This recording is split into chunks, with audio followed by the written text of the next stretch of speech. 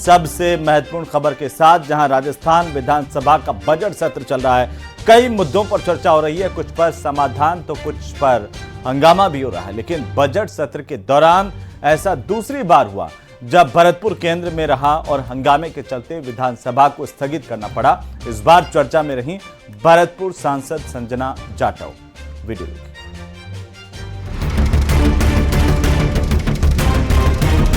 कैसे तानाशाही कर रखी है और भ्रष्टाचार खुलेआम चल रहा है। बजट सत्र में भरतपुर पर फिर महाभारत। चौथ वसूली के मुद्दे पर विपक्ष ने सरकार को घेरा। प्रदेश की कानून व्यवस्था पर सरकार से मांगा जवाब। जान माल की रक्षा करने का काम सरकार का है और से प्राथमिक कर्तव्य भी यही है। नहीं तो सरकार की आवश्यकता ही नहीं है अगर जान माल की रक्षा नहीं करती। बैठिए, माननीय, बहुत गंभीर विषय। विधानसभा के बजट सत्र में चर्चा के दौरान एक बार फिर भरतपुर केंद्र में रहा और वजह रही भरतपुर की सांसद संजना जाटव की ये वीडियो, जिसमें वो खुलेआम नाम लेकर पुलिस वालों पर वसूली के आरोप लगा रही हैं। विधानसभा में इस वीडियो के बहाने विपक्ष की त्योरियां कैसे चढ़ी वो भी बताएंगे, किसने क्या कुछ कहा वो भी सुनाएंगे। लेकिन सबसे पहले सुनिए सांसद संजना जाटव का ये बयान, जिसमें उन्होंने विपक्ष को बैठे बिठाए सरकार को घेरने का एक मुद्दा दे दिया। कैसे तानाशाही कर रखी है और भ्रष्टाचार खुलेआम चल रहा है। खुलेआम खुद मेरे घर के सामने जैसे गाड़ी निकल रही है, पैसे ले रहे हैं। और ये तो मेरे पास जब है कि उनके फोटो वीडियो सारी चीजें हमारे पास हैं। खुद मैंने देखा है, मैं जब निकल रही थी तो ऐसा ही बोला, राम शर्मा जी थे, उन्होंने पैसे लिए, फिर मुझे देख के तुरंत वो गाड़ी से रवाना हो गए। सांसद संजना जाटव की इस वीडियो को आधार बनाते हुए विपक्ष ने सरकार को कटघरे में खड़ा किया। दरअसल प्रश्नकाल के दौरान प्रदेश की कानून व्यवस्था, नशा तस्करी, प्रदूषण और सरकारी योजनाओं से जुड़े कई महत्वपूर्ण मुद्दे उठाए गए। कांग्रेस विधायक हरिमोहन शर्मा जहां खराब कानून व्यवस्था का मुद्दा उठाते दिखे, वहीं नेता प्रतिपक्ष टीकाराम जूली ने संजना जाटव के चौथ वसूली का मुद्दा उठाया। आपने उनको 76,17,000 का बिल दिया कि आपकी अगर हमसे जान माल की सुरक्षा चाहते हो तो सरकार में आप 75 लाख रुपया जमा कराओ। दरअसल शून्यकाल के दौरान विधायक हरिमोहन ने विधानसभा में जेलों से माफियाओं के जरिए व्यापारियों को मिल रही धमकियों का मुद्दा उठाया। उन्होंने पुलिस की कार्यशैली पर सवाल खड़े करते हुए सरकार को घेरा। ऐसे में नेता प्रतिपक्ष भी कहां पीछे रहने वाले थे। उन्होंने संजना जाटव के वीडियो पर सरकार को घेरा, लेकिन ज्यादा देर बोलने की इजाजत नहीं मिली तो विधानसभा में कांग्रेस ने हंगामा शुरू कर दिया। तो मेरा ये आरोप है सीधा साधा इस सरकार पर कि जान माल की रक्षा करने में पूर्णतया विफल है, गैंग को रोकने में विफल है और यहाँ तक कि सरकार आज सुरक्षा देने के नाम पर पैसा वसूली करने का जो अभियान चलाया है वो भी निंदनीय है। लाख सवाल किए, लाख कोशिशें की, अध्यक्ष जी से कहा कि आप इस पे व्यवस्था दीजिए, सरकार की तरफ से जवाब आना चाहिए। मंत्री यहीं पे बैठे हैं, वो जवाब दें। और खुद मुख्यमंत्री जी के गृह राज्य मंत्री के जिले की सांसद संजना जी, उन्होंने कल एक वीडियो जारी करके वहां पे अवैध वसूली के फोटो दिए, उनके घर के बाहर के वीडियो जारी किए। तो ये स्थिति प्रदेश के अंदर है।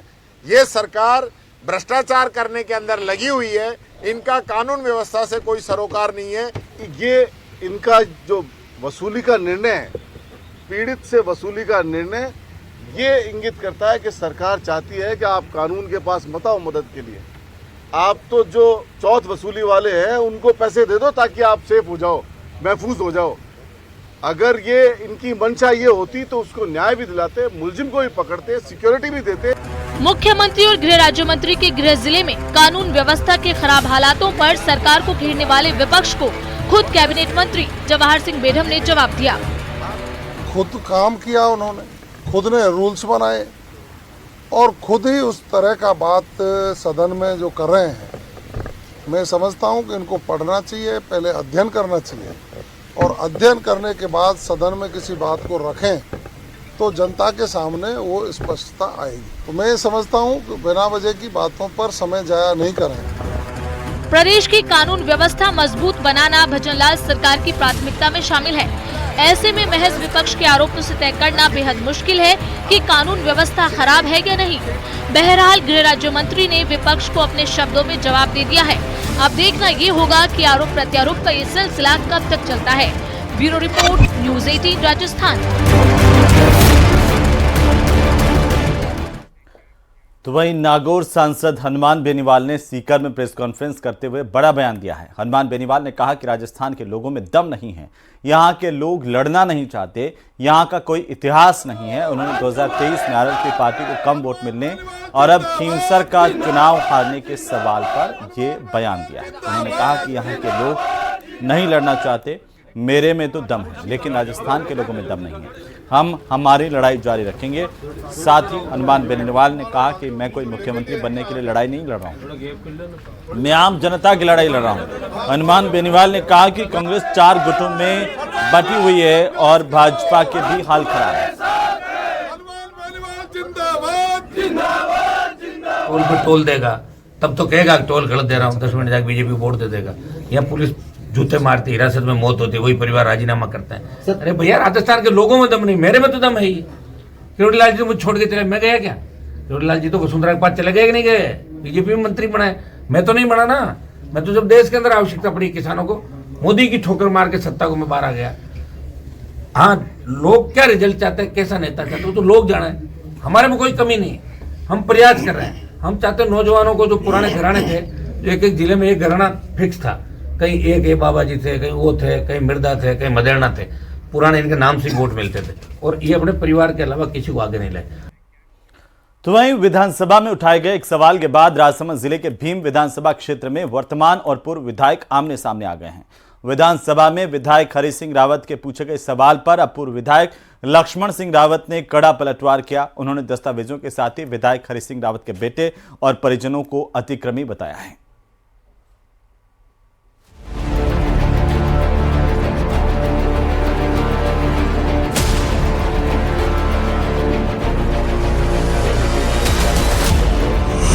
अतिक्रमण पर तकरार अपार, पूर्व और मौजूदा विधायक में आर पार, भीम विधायक पर पूर्व विधायक का पलटवार, आरोप पूर्णतः असत्य और निराधार। राजसमंद जिले के भीम देवगढ़ विधानसभा के राजस्व गांव नंदावट में सरकारी और चारागाह पर अतिक्रमण का मामला 3 मार्च को विधानसभा में गूंजा। बीजेपी विधायक हरि सिंह रावत ने सरकारी और चारागाह पर हो रहे अतिक्रमण का मुद्दा उठाया, तो राजस्व मंत्री ने इसका जवाब दिया, जिसके बाद सियासी हलकों में मची खलबली थमने का नाम नहीं ले रही। पूर्व मंत्री लक्ष्मण सिंह रावत ने कहा कि राजस्व मंत्री ने सदन में अतिक्रमण करने वाले लोगों की जो सूची सौंपी है, उसमें खुद विधायक के भाई, बेटे और भतीजे शामिल हैं। भीम विधायक के श्री हरि सिंह रावत द्वारा लगाए गए आरोप पूर्णतः असत्य और निराधार हैं। उन्होंने जो राजस्व मंत्री जी के द्वारा दी गई प्रस्तुत सूची के अंदर 23 अतिक्रमी बताए हैं। उन 23 अतिक्रमियों के अंदर मेरा नाम उसमें नहीं है, और उन 23 अतिक्रमियों में एक इनके पुत्र हैं, एक इनका भाई हैं और एक इनके भतीजे हैं। विवाद की शुरुआत तब हुई जब 3 मार्च को विधानसभा में विधायक हरि सिंह रावत ने राजस्व मंत्री से पूछा था कि क्या वो अतिक्रमण हटाने और जिन अधिकारियों ने गलत जवाब दिया है उन पर कार्रवाई की मंशा रखते हैं। अध्यक्ष महोदय, ये अतिक्रमण करने वाले और कोई नहीं है, पूर्व हमारे विधायक लक्ष्मण सिंह जी, उनके द्वारा खुद की जमीन खसरा नंबर 835 की करे, इनका अपने कोई नाम नहीं है। फिर आप पूर्व विधायक गए, तीसरा कोई और होगा, कांग्रेस के पूर्व विधायक। Now are you satisfied? विधायक हरि सिंह के सवाल के जवाब में राजस्व मंत्री हेमंत मीणा ने जांच और कार्रवाई का भरोसा दिया। इसकी पूरी जांच कराएंगे, नियमानुसार कार्रवाई जाकर बेदखली के आदेश पारित किए जा चुके हैं। मौके पर हुए पक्के मकान, दुकान निर्माण को हटाने हेतु कार्यालय तहसीलदार भीम के आदेश 21/2/2025 के द्वारा राजस्व टीम का गठन किया गया है। पूर्व विधायक लक्ष्मण सिंह कहते हैं कि राजस्व मंत्री को सदन में पेश की गई अतिक्रमियों की सूची में फतेह सिंह, रणजीत सिंह और मदन सिंह का नाम शामिल है, जो विधायक हरि सिंह के भाई, पुत्र और भतीजे हैं। पूर्व मंत्री लक्ष्मण सिंह ने यह भी आरोप लगाया कि सरकारी कर्मचारियों में विधायक परिवार का खौफ है। क्षेत्र के पंचों को जांच के नाम पर डराया धमकाकर चौथ वसूली की जा रही है। उन्होंने दावा किया कि ठेकेदारों को वसूली के लिए धमकाया जा रहा है, जिसके कारण कई ठेकेदारों ने अपने काम को बंद कर दिया है। इनके परिवार वाले चंबल प्रोजेक्ट पे कंपनी से 10% कमीशन मांगते हैं और इस कारण से उन्होंने कमीशन देने से इनकार कर दिया और इस कारण से 2 महीने से काम ठप पड़ा के सामने प्रस्तुत करके कि उन्होंने वहां पे जमीनों पे कब्जे कर रखे हैं, मारपीट करी हुई है, गुंडागर्दी की हुई है, धमकाते हैं वहां पर और कर्मचारियों को परेशान करते हैं, तंग करते हैं। भीम विधानसभा क्षेत्र में पूर्व मंत्री लक्ष्मण सिंह और वर्तमान विधायक हरि सिंह रावत के बीच पुरानी राजनीतिक अदावत है। राजनीतिक और व्यक्तिगत आरोप प्रत्यारोप का सिलसिला जिस तरीके से विधानसभा में गूंजा है, उसे देखकर तो यही लगता है कि ये बात दूर तक जाएगी। न्यूज़ 18 राजस्थान के लिए राजसमंद से अलकेश सनाढे की रिपोर्ट। तो वहीं बीकानेर में अवैध और अनैतिक गतिविधियों के सेंटर बने कैबिन रेस्टोरेंट और कैफे पर कार्रवाई की मांग को लेकर विश्व हिंदू परिषद के कार्यकर्ताओं ने जिला कलेक्ट्रेट पर प्रदर्शन किया है। जिला कलेक्टर को ज्ञापन सौंपा। वीएचपी के अध्यक्ष अनिल ने कहा कि शहर में अवैध और अनैतिक गतिविधियों के सेंटर बने और इन कैबिन रेस्टोरेंट और कैफे की संख्या लगातार बढ़ रही है। इससे युवा पीढ़ी नशे और अश्लीलता में फंस रही है। उन्होंने कहा कि प्रशासन अगर 1 महीने में कोई कार्रवाई नहीं करता तो बजरंग दल के कार्यकर्ता मौके पर जाकर कार्रवाई करवाएंगे।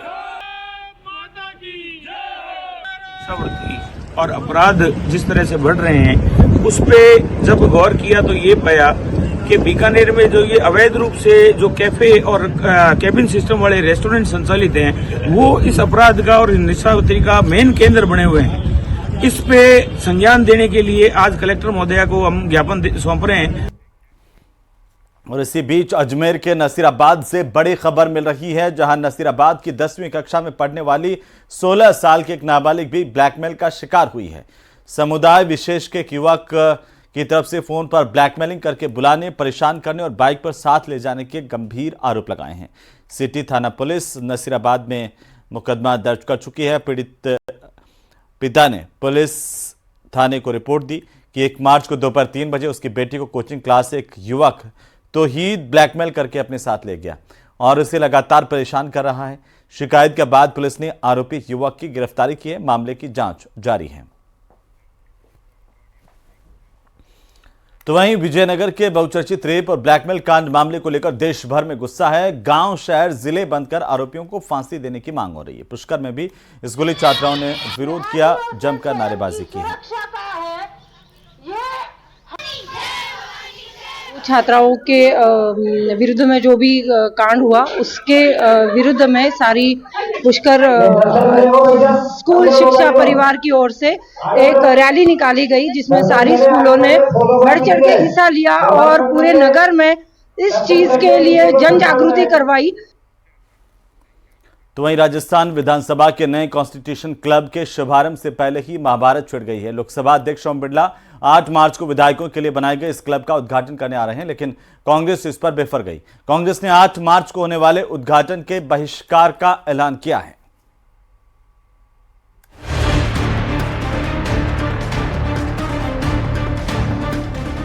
कॉन्स्टिट्यूशन क्लब के उद्घाटन पर छिड़ा संग्राम। कांग्रेस का आरोप हो चुका है उद्घाटन। बीजेपी बोली ये उद्घाटन नहीं, शुभारंभ।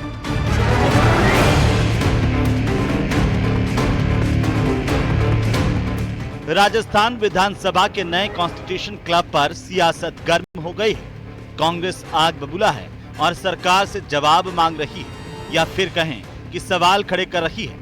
कांग्रेस का आरोप है कि जिस कॉन्स्टिट्यूशन क्लब का उद्घाटन कांग्रेस सरकार में कर दिया गया, उसका फिर से उद्घाटन क्यों किया जा रहा है। विरोध में कांग्रेस ने ऐलान किया कि वो 8 मार्च को होने वाले उद्घाटन समारोह में कांग्रेस शामिल नहीं होगी। सिर्फ इसलिए श्रेय नहीं मिले, ये प्रोजेक्ट आज वाला जो ये कॉन्स्टिट्यूशन क्लब का है, इसको बंद इसलिए रखा गया कि श्रेय कांग्रेस को नहीं मिले। गांधी वाटिका को भी 1 साल इसलिए बंद रखा गया, कांग्रेस से नहीं मिले। ये इनकी सोच बहुत ही निम्न स्तर की है और इसीलिए मैं कहना चाहूँगा कि जो स्थिति बनी है, वो जो रिफाइनरी का प्रोजेक्ट 5 साल बंद रखा गया, फिर शुभारंभ के नाम पे बुलाया गया प्रधानमंत्री मोदी जी को, आज तक पूरा नहीं हुआ, बल्कि 37,000 करोड़ का प्रोजेक्ट लगभग अब 1 लाख करोड़ का प्रोजेक्ट बनने जा रहा है, अभी तक पूरा नहीं हुआ है। कहते हैं 80% के आसपास काम पूरा हुआ है।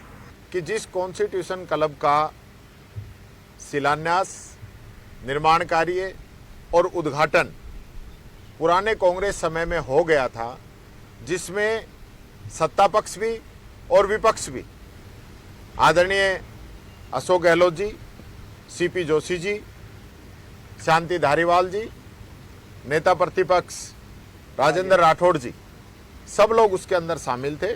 उनकी पट्टिका बाकायदा दोनों कॉन्स्टिट्यूशन क्लब के अंदर लगी हुई है। उसके बावजूद शुभारंभ के नाम पे वापस इसका उद्घाटन ये लोग करना चाह रहे हैं, जो मैं समझता हूँ एक गलत परंपरा यहाँ डल रही है। इस गलत परंपरा का हमारी पूरी पार्टी और हमारा पूरा विधायक दल इसका बहिष्कार करें। कि मस्का लगाने के लिए अब जो है वहाँ पर लोकसभा के अध्यक्ष को बुलाया जा रहा है और ये नाम दिया जा रहा है कि शुभारंभ किया जाएगा। भाई बन गई बिल्डिंग 23 सितंबर को कंप्लीट हो चुकी, उसके बाद कॉन्स्टिट्यूशन क्लब चालू हो जाना चाहिए था एमएलएस के लिए और ये दूसरे जो मेंबर्स हैं उनके लिए। वो जान के बंद रखा गया, इस बात के लिए बंद रखा गया कि इसका श्रेय किसी तरीके से हमें मिले।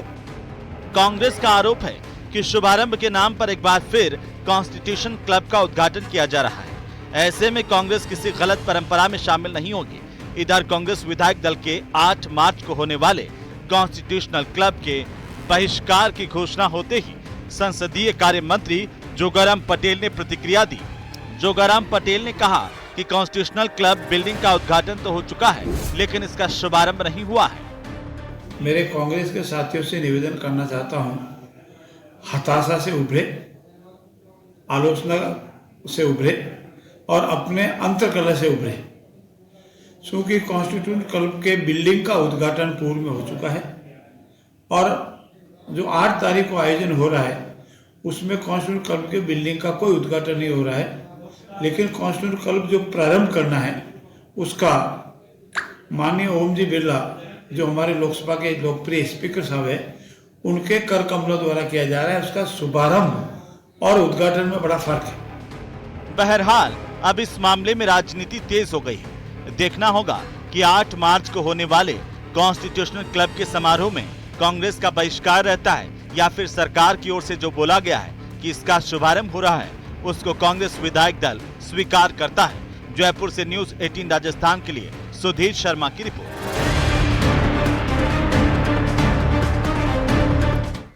और चलिए अब बात करेंगे जंगल की आग की, क्योंकि गर्मी शुरू होने से पहले उदयपुर की पहाड़ियों पर लगी आग शासन प्रशासन के लिए सिरदर्द बन गई है। चौथे दिन भी इन लपटों पर काबू नहीं पाया जा सका और इसीलिए जैव विविधता और बेजुबानों पर संकट मंडरा रहा है। रिपोर्ट देखिए।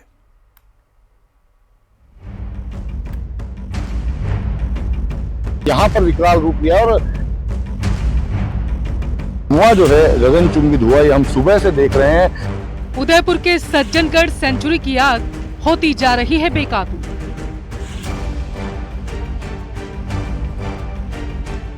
तीन दिन बाद भी लपलपाती लपटों पर पाया नहीं गया काबू। 7 हेक्टेयर इलाके पर असर, हवा में घुल रहा जहर। धुएं के आगोश में पहाड़, आसमान में उठता धुएं का गुबार आग की भयावहता बता रहा। उदयपुर शहर के हर इलाके से गगनचुंबी लपटें देखी जा सकती हैं। उदयपुर के सज्जनगढ़ सेंचुरी में लगी आग लगातार बढ़ती जा रही है। जहां आग लगी है वो रिहायशी इलाका है, इसलिए आधा दर्जन घरों को खाली करवा लिया गया। हवा की लपटों के साथ लगातार आगे बढ़ रही है आग। दमकल कर्मचारियों के लिए अब मुश्किल खड़ी कर रही है, लेकिन लपटों पर काबू पाने की कोशिश अभी भी जारी है। सज्जनगढ़ वन्यजीव अभ्यारण्य में फैली आग लगातार बढ़ रही है और हम इस समय सज्जनगढ़ बायोलॉजिकल पार्क में मौजूद है। आप देखिए कि बायोलॉजिकल पार्क और वन्यजीव अभ्यारण्य की जो बाउंड्री लाइन है, ठीक उसके पास में आपको भीषण आग देखने को मिल रही होगी। आग ने यहाँ पर विकराल रूप लिया और एक बड़ी चिंता का विषय यह है कि ये जो आग है बाउंड्री लाइन को पार करते हुए सज्जनगढ़ बायोलॉजिकल पार्क की जो बाउंड्री लाइन है उसके अंदर तक आ चुकी है। बुधवार को आग पर काबू पाने की उड़ती उड़ती खबर जरूर मिली। वन विभाग ने लपलपाती लपटों पर लगभग काबू भी पा लिया था, लेकिन गुरुवार सुबह सूखी घास में दबी चिंगारी को हवा ने भयावह बना दिया। सेंचुरी में तेंदुए के अलावा चीतल, नीलगाय, सांभर, जंगली सुअर, लकड़बग्घा और सियार जैसे जानवर पाए जाते हैं। इसके अलावा यहाँ कई लुप्त प्राय प्रजातियों का भी संरक्षण किया जाता है। अभ्यारण्य में 129 तरह के पक्षी हैं, इसलिए वन विभाग के कर्मचारी और अधिकारी बेजुबानों को बचाने के लिए दिन रात मोर्चे पर डटे हैं। बिल्कुल खतरा हो सकता है, लेकिन अभी कंट्रोल में है। जो फायर है वो मोस्टली बाय पार्क के बाहर है, थोड़ा सा एक पैच ही बाय पार्क के अंदर आया है जो बहुत छोटा सा था, जो कि कंट्रोल कर लिया गया है। आगे पूरी टीमें लगी हुई है और आगे से आगे हम कार्रवाई कर रहे हैं। सारे ही जानवर जो है इंडोर फैसिलिटी के अंदर डाल दिए गए हैं, ओपन एरिया में सारे, कोई भी जानवर नहीं है। तो इस तरीके से हम बचाव और सुरक्षा काम कर रहे हैं, सारा स्टाफ सब। बाउंड्री लाइन के पास में आग चल रही है, तो भले ही कंट्रोल कर लिया, लेकिन एक चिंता बनी हुई है अभी भी। बिल्कुल चिंता का विषय तो है ही है और सब मुस्तैद है। सज्जनगढ़ सेंचुरी में जीप सफारी और ट्रैकिंग के लिए दूर दराज से पर्यटक आते हैं, लेकिन बेकाबू होती जा रही आग को देखते हुए इसे फिलहाल के लिए बंद कर दिया गया है। माना जा रहा है कि लाइन पर पक्षी करंट से चिपक गया, जिससे शॉर्ट सर्किट हो गया और आग लग गई। देखते ही देखते आग ने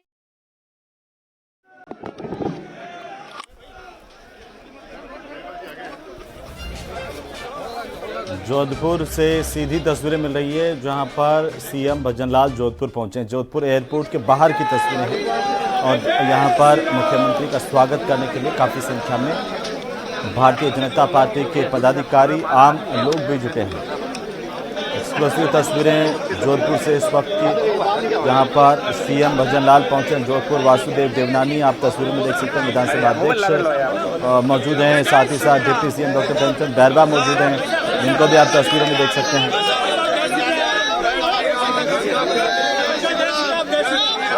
तो विधानसभा अध्यक्ष वासुदेव देवनानी और deputy CM doctor Premchand Bairwa के साथ सीएम भजनलाल पहुंचे हैं जोधपुर। जोधपुर से सीधी तस्वीरें मिल रही हैं।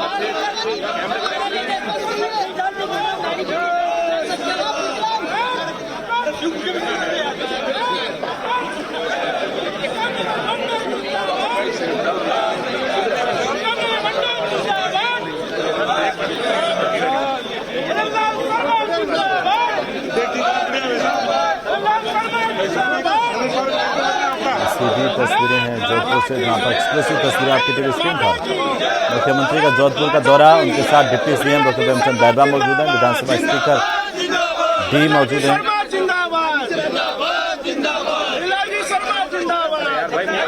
देखिए लोग यहाँ पर मुख्यमंत्री का स्वागत करने के लिए उमड़े हुए हैं। भारतीय जनता पार्टी के कार्यकर्ता हैं।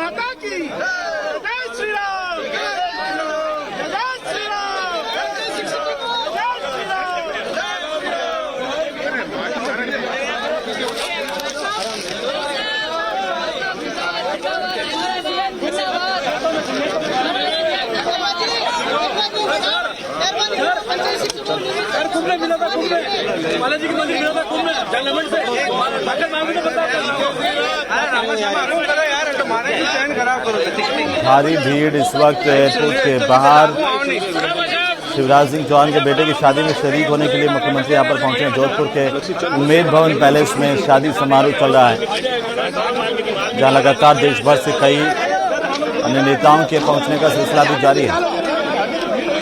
मुख्यमंत्री के साथ डिप्टी सीएम प्रेमचंद बैरवा, विधानसभा अध्यक्ष वासुदेव देवनानी भी जोधपुर पहुंचे हैं।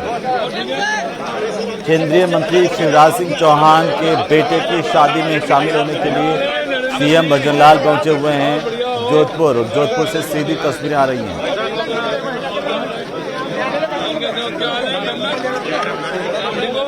उम्मेद भवन पैलेस में शादी समारोह का आयोजन किया जा रहा है। समारोह में शिरकत करेंगे मुख्यमंत्री भजनलाल, उनके साथ में डिप्टी सीएम प्रेमचंद बैरवा,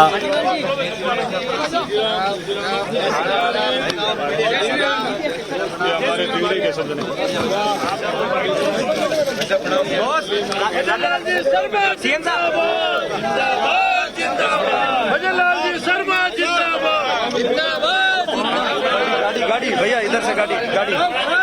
दो तस्वीरों के जरिए देख सकते हैं किस तरीके से एयरपोर्ट के बाहर लोगों का हुजूम उमड़ा है मुख्यमंत्री के स्वागत अभिनंदन के लिए।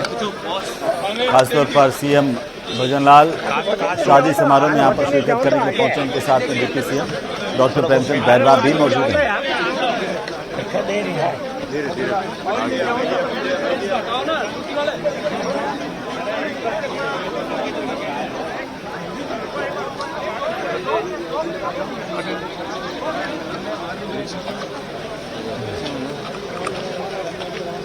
पुलिस स्टेशन देखना देवनानी जी कहाँ है? अभी देवनानी साहब बैठ गए क्या? बिठा दी गाड़ी, बिठा दी। कौन सी में? अलग से गाड़ी। मुख्यमंत्री यहाँ से एयरपोर्ट के बाहर से रवाना होते हुए शादी समारोह में शिरकत करने के लिए पहुंच रहे हैं सीएम भजनलाल। उनके साथ deputy CM doctor Premchand Bairwa, Vasudev Devnani भी पहुंचे हैं। देश भर से नेताओं के पहुंचने का सिलसिला लगातार जारी है। केंद्रीय मंत्री शिवराज सिंह चौहान के बेटे की शादी समारोह के तमाम जो फंक्शंस हैं, अब वो समारोह का आयोजन जोधपुर में किया जा रहा है।